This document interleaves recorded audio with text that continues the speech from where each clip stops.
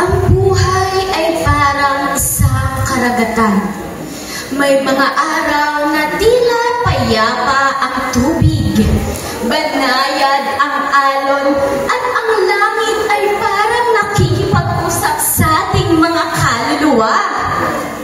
Subalit, may mga gabi rin na bawat hampas ng alon ay tila sampat ng tadhana. Malakas, masakit at walang paalam. At sa gitna ng dagat, maririnig mo ang sariling tanong. Hanggang kailan ko kaya malalamuyan ito? Tanong na hanggang ngayon ay wala pa rin akong malinaw na kasagutan. Marahil ay pinapangunahan tayo ng takot kaysa sa tapang, sapagkat takot tayong baka sa kabila ng lahat ng ating pagsusumikap ay hindi pa rin natin maabot ang pangpang na matagal na nating pinapangarap.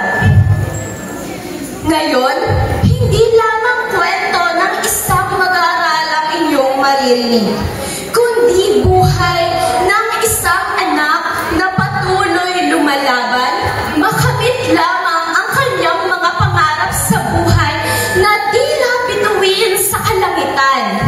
Magaganda, ngunit kay hirap sungkitin. Madalas akong husgahan ng iba.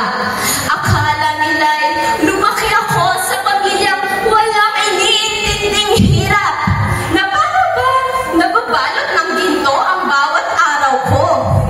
Habang sa likod ng aking mga ngiting ipinapakita, naroon ang katotohanang kabaliktaran lang ng lahat.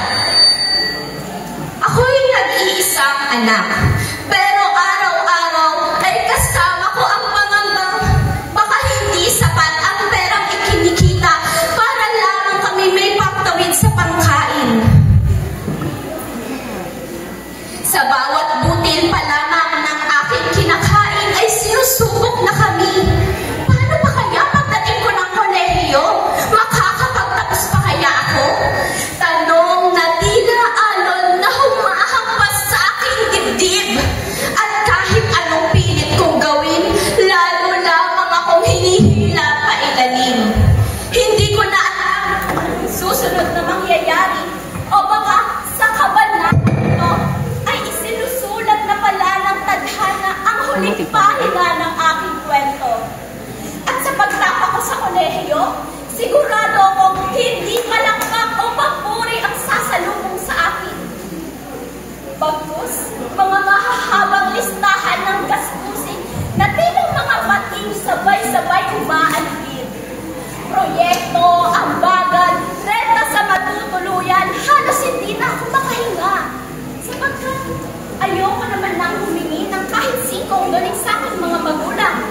Dahil alam kong sa tahanan pa lamang namin ay kasal na nila ang mabigat at malabundok ng suliranin. Subalit, hindi maiwasang sumagi sa aking isipan. Paano kung sa pag-iwas mong humingi ng tulong, ako naman ay tuluyang hindi makaahon. At sa huli, hindi maabot ang kanilang mga kamay na dati ay nagsisilbi kong gabay kahit saan man ako patungo. Paano na ngayon? Makakapagtapos pa kaya ako? Kung araw-araw ay iniisip kong dito nakasalalay ang pagangat ng aking pamilya. Ngunit, sa halip na magpadala sa rumaragasang alon, mas pinili kong umalik sa pangpang. Huminga ng malalim at maghintay. Maghintay hanggang sa kumalma ang sitwasyon ng dagat.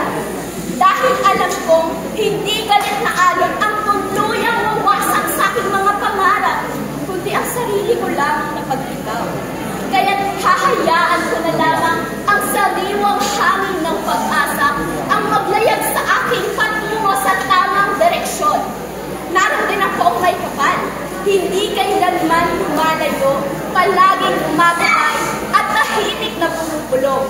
Anak, huwag kang bibitaw, sapagkat sa likod ng bawat unos, may pag-ahon. Sa likod ng bawat madidilim na gabi, may umagang darating.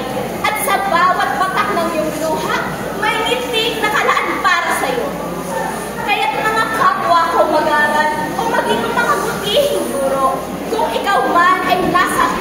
sitwasyon sa gitna ng galit na alon ng pagsubok ngayon, tandaan mo, hindi basta-basta malulunod ng problema